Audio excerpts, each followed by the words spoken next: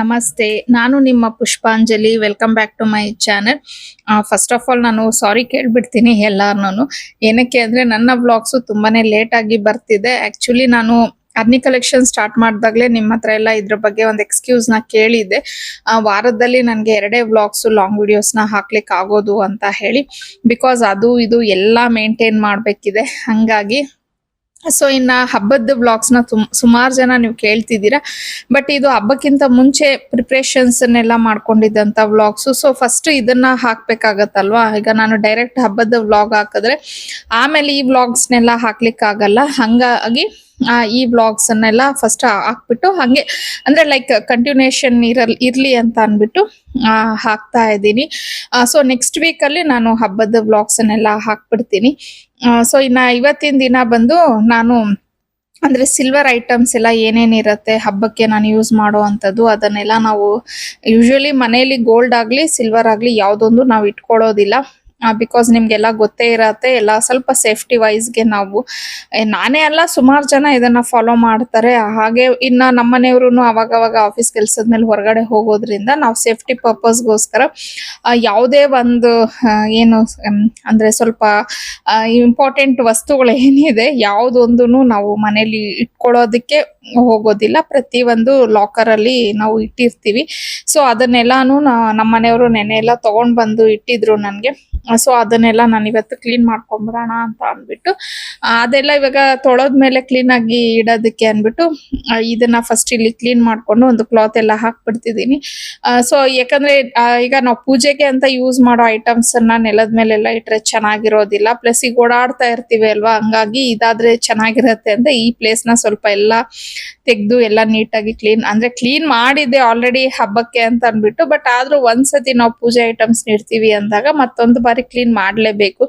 So ನಮ್ ಲೇಡೀಸ್ಗೆ ಹೆಂಗೆ ಅಂದ್ರೆ ನಾವ್ ಎಷ್ಟು ಸತಿ ಕ್ಲೀನ್ ಮಾಡಿದ್ರು ಸಮಾಧಾನ ಆಗೋದೇ ಇಲ್ಲ ಅನ್ಸುತ್ತೆ ಅಲ್ವಾ. ಏನೋ ಒಂಥರ ಮನ್ಸಲ್ಲಿ ಅಯ್ಯೋ ಹೆಂಗಪ್ಪ ಇಡೋದು, ಹೆಂಗಪ್ಪ ಇದನ್ನ ಮಾಡೋದು ಅನ್ನೋ ತರ ಇರತ್ತೆ. ಸೊ ಪರವಾಗಿಲ್ಲ, ಇನ್ನೊಂದ್ಸತಿ ಒರೆಸ್ಬಿಟ್ರೆ ಏನಾಗಲ್ಲ ಅನ್ಬಿಟ್ಟು ಎಲ್ಲ ಕ್ಲೀನ್ ಮಾಡಿ ಇದನ್ನ ಇಲ್ಲಿ ಜೋಡ್ಸಕ್ಕೆ ಇದ್ ಮಾಡ್ಕೊಂಡೆ. ಇನ್ನ ಅದಾದ್ಮೇಲೆ ಸುಮಾರು ಜನ ಸಿಲ್ವರ್ ಐಟಮ್ಸ್ ವಿಚಾರಕ್ಕೆ ಬಂದಾಗ ಅಂದ್ರೆ ನಾನು ನನ್ನದೇ ಅಂತ ಹೇಳ್ತಾ ಇಲ್ಲ, ಕೆಲವೊಬ್ರು ಬೇರೆ ಬೇರೆ ಎಲ್ಲ ತಗೊಂಡಾಗ ಅದನ್ನ ಶೋ ಆಫ್ ಮಾಡ್ತಾರೆ ಹಬ್ಬದಲ್ಲಿ ಈ ರೀತಿ ಎಲ್ಲಾನು ನಾನು ಕೇಳ್ಪಟ್ಟಿದ್ದೀನಿ. ನೋಡಿ, ಸಿಲ್ವರ್ ಅನ್ನೋದು ಜಸ್ಟ್ ಶೋ ಆಫ್ ಅಂತ ಅನ್ಕೊಳ್ಳೋದು ನನಗೆ ಗೊತ್ತಿರೋ ಪ್ರಕಾರ ತಪ್ಪು ಅಂತ ಹೇಳಿ ಅನ್ಸುತ್ತೆ.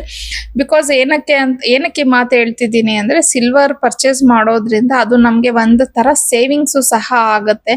ಪ್ಲಸ್ ಈ ಹಬ್ಬಗಳಲ್ಲಿ ಎಲ್ಲ ನಾವು ಯೂಸ್ ಮಾಡಕ್ಕೂ ಬರತ್ತೆ. ಮತ್ತೆ ನೋಡಿ, ನನ್ನ ಒಂದು ಎಕ್ಸ್ಪೀರಿಯನ್ಸ್ ನಾನು ನಿಮ್ ಜೊತೆ ಎಲ್ಲ ಶೇರ್ ಮಾಡ್ಕೊಂತೀನಿ. ನಾನು ಮದ್ವೆ ಆಗಿ ಹೋದಾಗ ನನ್ಗೂನು ಅಂದ್ರೆ ನನ್ಗೂ ಸ್ವಲ್ಪ ಚಿಕ್ಕ ವಯಸ್ಸಿಗೆ ಮದ್ವೆ ಆಯ್ತು. ಅವಾಗ ನನ್ಗೆ ಯಾವುದೇ ರೀತಿಯ ಸೇವಿಂಗ್ಸ್ ಆಗಿರ್ಬೋದು, ಸಿಲ್ವರ್ ಗೋಲ್ಡ್ ಇವೆಲ್ಲ ಏನೂ ಇರ್ಲಿಲ್ಲ ಮೈಂಡ್ ಅಲ್ಲಿ. ಅಂದ್ರೆ ಆ ಏಜ್ ಅಲ್ಲ ಅದು ಬರೋದು ಇಲ್ಲ ಅನ್ಕೋತೀನಿ ಬಿಡಿ. ಬಟ್ ಆಮೇಲೆ ನನ್ಗೆ ಒಬ್ರು ಪರಿಚಯ ಆಗಿದ್ರು ನನ್ನ ಮದ್ವೆ ಆದ ಹೊಸದ್ರಲ್ಲಿ. ಅವ್ರ ಮನೆಯಲ್ಲಿ ಹೋದಾಗ ಅಂದ್ರೆ ನಮ್ಮ ಮನೆಯವರೇ ಕರ್ಕೊಂಡು ಹೋಗಿದ್ದು, ಅವ್ರಿಗೆ ಪರಿಚಯ ಇದ್ದವರು. ಸೊ ಅವ್ರ ಮನೆಗೆ ಹೋದಾಗ ನಾನು ಪ್ರತಿ ಒಂದು ಸಿಲ್ವರ್ ಇತ್ತು ದೇವ್ರ ಮನೆಯಲ್ಲಿ, ಕಂಪ್ಲೀಟ್ ಆಗಿ ಎಲ್ಲಾ ಸಿಲ್ವರ್ನ ಇಟ್ಟಿದ್ರು.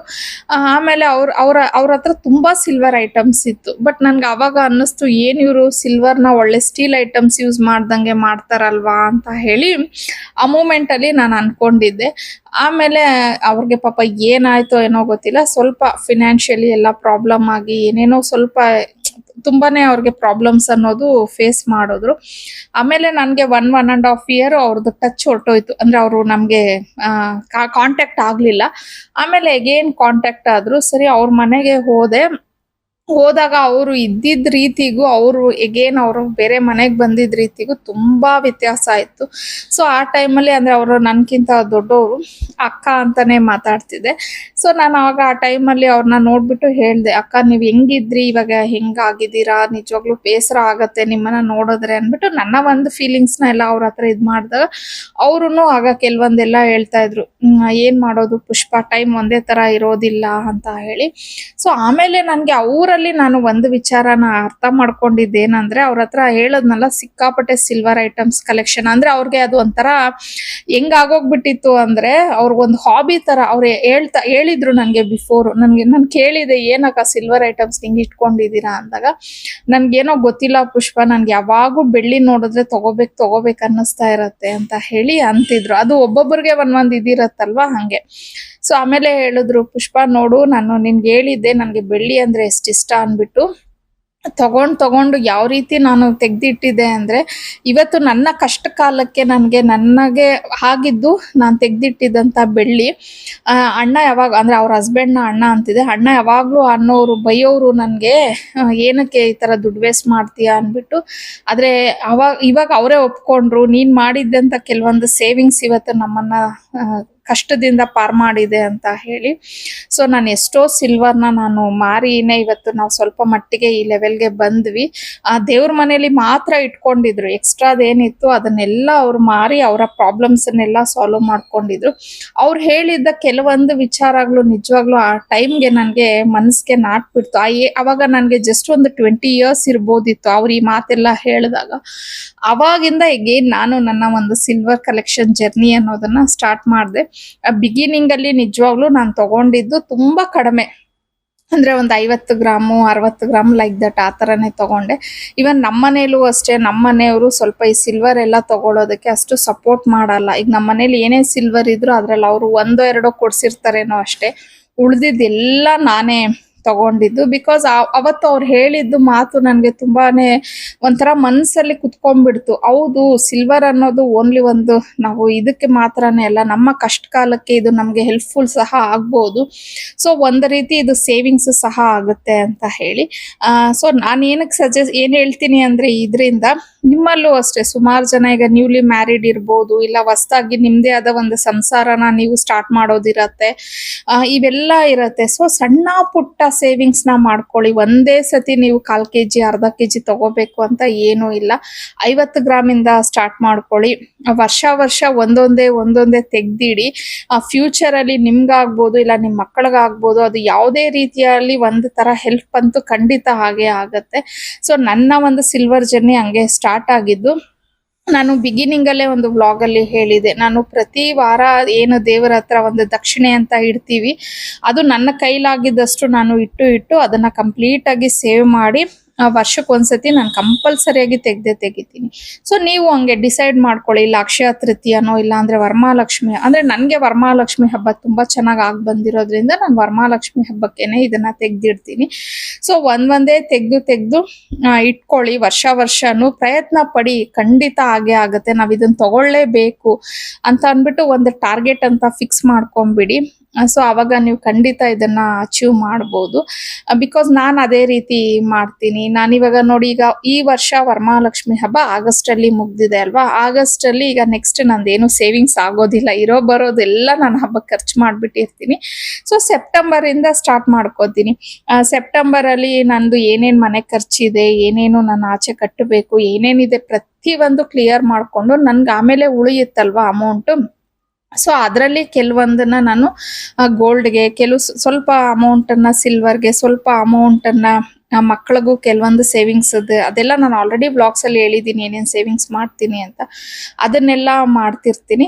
ಸೊ ಪ್ರತಿ ವಾರ ಅಂದ್ರೆ ಈಗ ನಾನು ಸೋಮವಾರ ಶುಕ್ರವಾರ ವಾರ ಮಾಡ್ತೀನಿ. ಪ್ರತಿ ವಾರ ನನ್ನ ಕೈಲಾದಷ್ಟು ದುಡ್ಡನ್ನ ನಾನು 50 ಆಗಿರ್ಬೋದು, ಇಲ್ಲ 100 ಆಗಿರ್ಬೋದು, 200, ಅದು ನನ್ನ ಕೆಪಾಸಿಟಿ.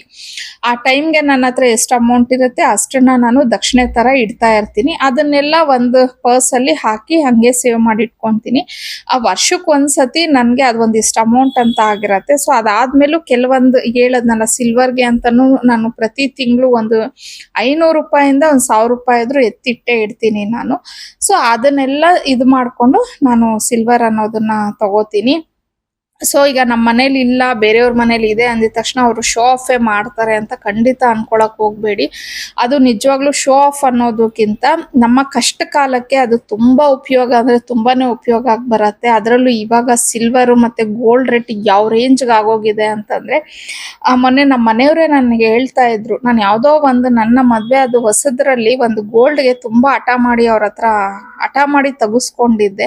ಆ ಗೋಲ್ಡ್ ಮೊನ್ನೆ ಕಟ್ ಆಗೋಗಿತ್ತು. ಸೊ ಅದನ್ನ ರೀಪ್ಲೇಸ್ ಮಾಡೋಣ ಅಂತ ಹೋದಾಗ ಅದಕ್ಕೆ ನಾವು ಕೊಟ್ಟಿದ್ದ ಅಮೌಂಟ್ 20,000, ಬಟ್ ಇವಾಗ ಅದರ ರೇಟು ಹತ್ರ 2 ಲಕ್ಷ ಆಗಿತ್ತು. ಸೊ ನಮ್ಮನೆಯವರೇ ಅಂದ್ರು, ನೋಡು ಅವಾಗ ನೀನ್ ಹಠ ಮಾಡ್ದೆ ಇದಕ್ಕೆ, ನಾನ್ ಬೇಡ ಅಂದ್ರೂ ತಗೊಂಡೆ, ಬಟ್ ಇವಾಗ ನೋಡು 2 ಲಕ್ಷ ಅಷ್ಟು ವರ್ತ್ ಆಗಿದೆ ಇದು ಅಂತ ಹೇಳಿ.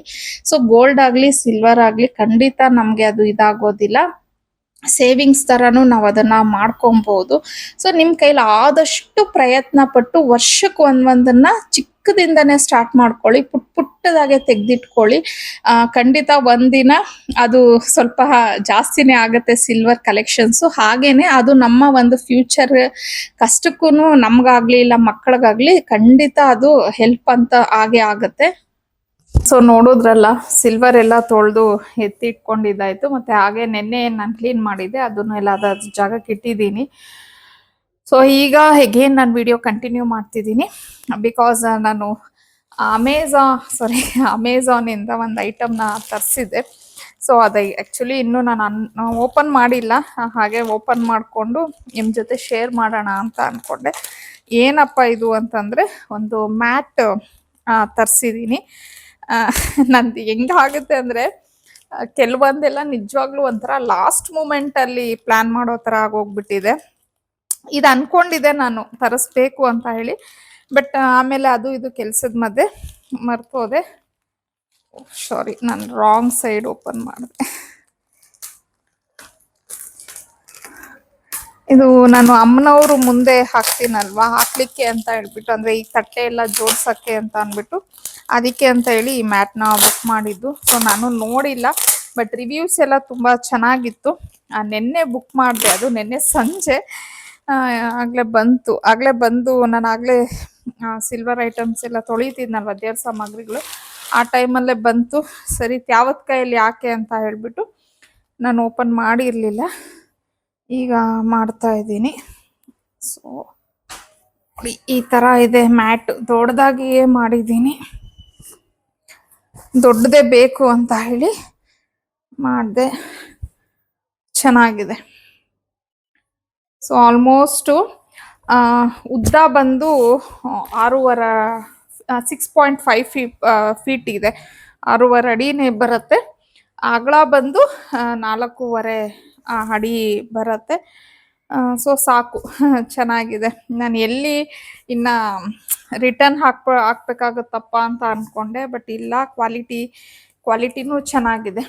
ವರ್ತ್ 1200-300 ಇತ್ತು, ಅಮೆಝಾನಲ್ಲೇ ತರಿಸಿದ್ದು. ನೀವು ಲಾಸ್ಟ್ ಇಯರ್ ನೋಡಿದರೆ ಒಂದು ಜೂಟ್ ಟೈಪ್ದು ಒಂದು ಮ್ಯಾಟನ್ನು ಹಾಕಿದ್ದೆ. ಅದಕ್ಕಿಂತ ಮುಂಚೆ ಗ್ರೀನ್ ಗ್ರಾಸ್ದು ಬರುತ್ತಲ್ಲ, ಆ ಮ್ಯಾಟ್ ಹಾಕಿದೆ.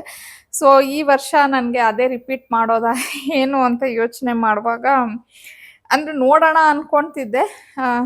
ಅದೇ ನನಗೆ ಚಾಪೆ ಬರುತ್ತೆ ನೋಡಿ, ಲೈಕ್ ಒರಿಜಿನಲ್, ಅದು ಏನಂತಾರೆ ಅದಕ್ಕೆ, ಜೂಟಲ್ಲೇ ನನಗೆ ನನಗೆ ಅದು ಕನ್ನಡದಲ್ಲಿ ಹೇಳಕ್ಕೆ ಬರ್ತಿಲ್ಲ. ಅದು ಹಳೆ ಕಾಲದಲ್ಲಿ ಬರ್ತಿತ್ತು ನೋಡಿ, ಆ ಥರ ಕಡ್ಡಿ ಚಾಪೆ ಅಂತ ಅಂದ್ಬಿಟ್ಟು ಏನೋ ಹೇಳ್ತಾ ಇದ್ರು. ಸೊ ಅದನ್ನು ಹಾಕೋಣ, ಒಂದು ಅಥೆಂಟಿಕ್ ಲುಕ್ ಕೊಡುತ್ತೆ ಅಂತ ಅದನ್ನು ತೊಗೊಳ್ಳೋಣ ಅಂದ್ಕೊಂಡೆ. ಬಟ್ ನನಗೆ ಕೆಲಸದ ಬ್ಯುಸಿಲಿ ಆಗಲೇ ಇಲ್ಲ.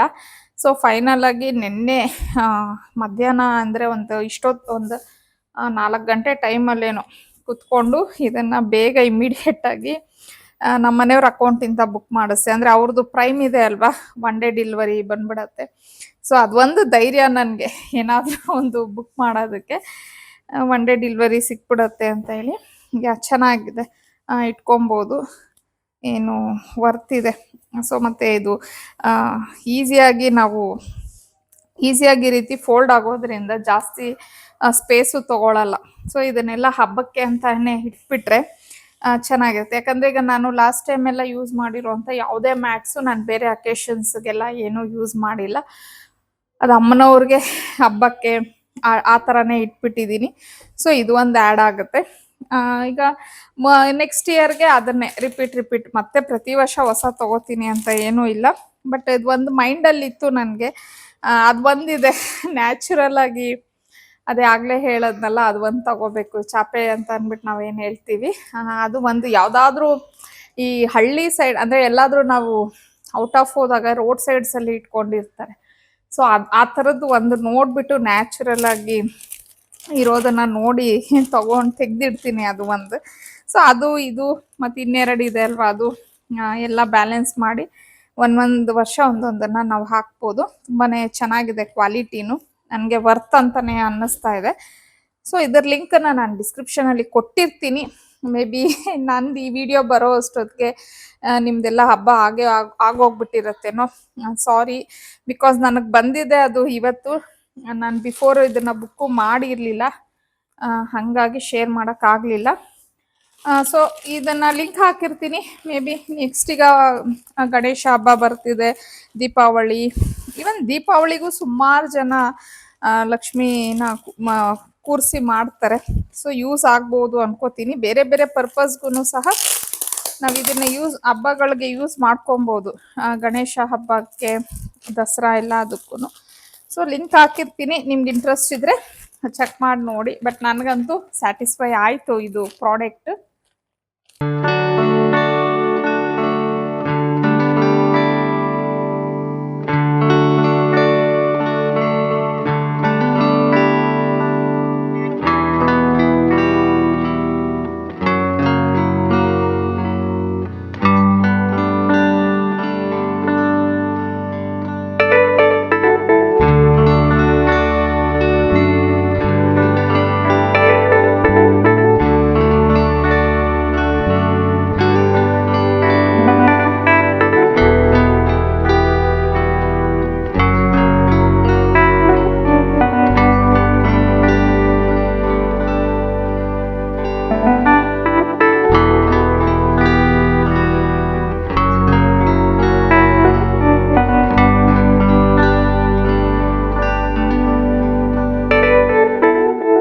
ಇನ್ನು ಇದು ವ್ಲಾಗು ಬಂದು ನೆಕ್ಸ್ಟ್ ಡೇ ಅಂದ್ರೆ ಗುರುವಾರದ ದಿನ ತೆಗ್ದಿರೋ ಅಂತದ್ದು.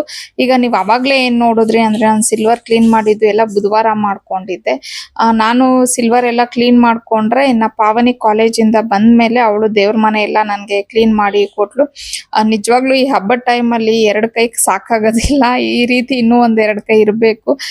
ಹನಿನೂ ಇದ್ದಿದ್ರೆ ಚೆನ್ನಾಗಿರೋದು, ಇನ್ನು ಸ್ವಲ್ಪ ಬೇಗನೆ ಕೆಲ್ಸಗಳಾಗ್ತಿತ್ತು. ಬಟ್ ಇಟ್ಸ್ ಓಕೆ, ಪಾವನಿನೂ ಎಲ್ಲ ಮಾಡ್ಕೊಟ್ಟಿದ್ಲು. ಇನ್ನ ಗುರುವಾರ ದಿನ ನಾವು ಮಾರ್ಕೆಟ್ಗೆ ಹೋಗಿದ್ದು. ಯೂಶುವಲಿ ನಾನು ವರಮಹಾಲಕ್ಷ್ಮಿ ಹಬ್ಬದ ಟೈಮಲ್ಲಿ ಮಾರ್ಕೆಟ್ ಇಂದಾನೆ ಪ್ರತಿ ಒಂದು ಹೂವನ್ನು ತಗೊಂಡ್ ಬರ್ತೀನಿ.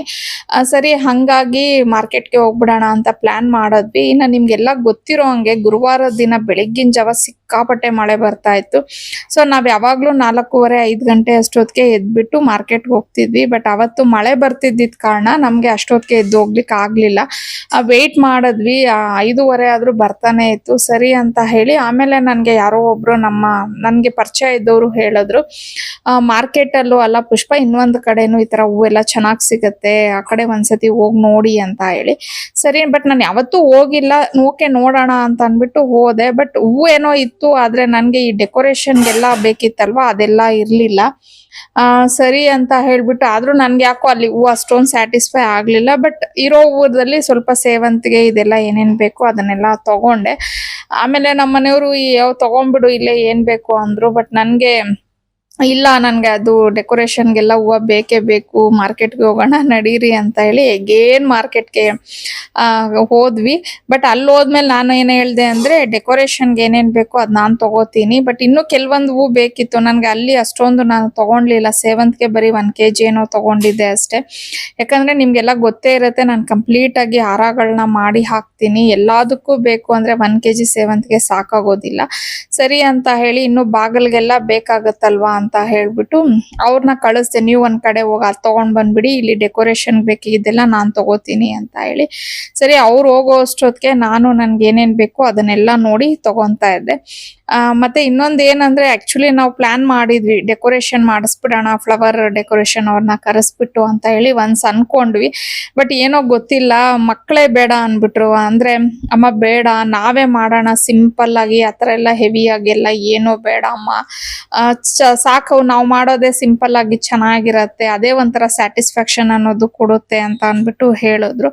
ಸರಿ ಅಂತ ಹೇಳಿ ಆಮೇಲೆ ನಮ್ಮನೆಯವ್ರು ಎರಡಕ್ಕೂ ರೆಡಿ ಇದ್ರು ಅವರು. ಅಂದ್ರೆ ಡೆಕೋರೇಷನ್ ಮಾಡಿಸು ಅಂದ್ರೆ ಮಾಡಿಸ್ತೀನಿ, ಇಲ್ಲ ನಾವೇ ಮಾಡೋಣ ಅಂದ್ರು ನಾನು ಬೇಕಾದ್ರೆ ಸ್ವಲ್ಪ ಹೆಲ್ಪ್ ಮಾಡ್ತೀನಿ ಅಂತ ಹೇಳಿ.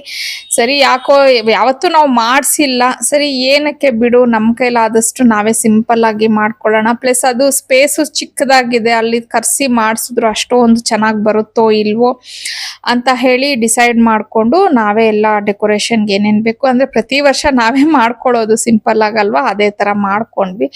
ಇನ್ನು ಯೂಶ್ವಲಿ ನಾನು 4:30-5 ಗಂಟೆಗೆ ಹೋಗ್ಬಿಟ್ಟಿದ್ದಿದ್ರೆ 8-8:30 ಅಷ್ಟೊತ್ತಿಗೆ ಮನೆಗೆ ಬಂದ್ಬಿಡ್ತಿದ್ದೆ. ಬಟ್ ಅವತ್ತಿನ ದಿನ ಸ್ವಲ್ಪ ಒಂದು 10:30ನೇ ಆಗಿತ್ತು. ಇನ್ನು ಬರೋ ಅಷ್ಟೊತ್ತಿಗೆ ಮಕ್ಕಳು ಟಿಫನ್ ಎಲ್ಲ ಮಾಡಿದ್ರು. ಸರಿ ಅಂತ ಹೇಳಿ ನಾವು ಟಿಫನ್ ಎಲ್ಲ ಮಾಡಿಕೊಂಡು ನಾನು ಫ್ರೆಶ್ ಅಪ್ ಎಲ್ಲ ಆಗಿ ಈಗ ಏನು ಹೂವು ಎಲ್ಲ ತೊಗೊಂಡು ಬಂದಿದೆ ಎಲ್ಲ ಹಂಗಂಗೆ ಇಟ್ಟಿದ್ದೆ. ಸರಿ ಅದನ್ನೆಲ್ಲ ನೀಟಾಗಿ ಎತ್ತಿಟ್ಕೊಂಡ್ಬಿಡೋಣ, ಆಮೇಲೆ ಮಧ್ಯಾಹ್ನ ಅಂದರೆ ಕುತ್ಕೊಂಡೆಲ್ಲ ಹೂವನ್ನೆಲ್ಲ ಆರಾಮ್ ಮಾಡ್ಕೊಬೇಕಲ್ವಾ, ಮಾಡ್ಕೋಬಹುದು ಅಂತ ಹೇಳಿ ಅನ್ಕೊಂಡು ಇನ್ನು ಫ್ರೂಟ್ಸು ಎಲ್ಲ ತಗೊಂಡ್ ಬಂದಿದ್ವಿ, ಅದನ್ನು ಎಲ್ಲ ನಾನು ಸೆಗ್ರಿಗೇಟ್ ಮಾಡ್ಕೊಂತಿದ್ದೆ. ಸೊ ಇನ್ನು ಕೆಲವೊಂದು ಐಟಮ್ಸ್ ಎಲ್ಲ ಬೇಕಿತ್ತು, ಅದೆಲ್ಲ ನಾನು ತರ್ಲಿಕ್ಕೆ ಆಗಿರ್ಲಿಲ್ಲ. ಆಮೇಲೆ ನಮ್ಮ ಮನೆಯವರು ಟಿಫನ್ ಎಲ್ಲ ಮಾಡ್ಕೊಂಡಾದ್ಮೇಲೆ ಲೀಸ್ಟ್ ಹಾಕಿ ಕೊಟ್ಬಿಡಮ್ಮ, ನಾನು ತಗೊಂಡ್ ಬರ್ತೀನಿ ಅಂದ್ರು.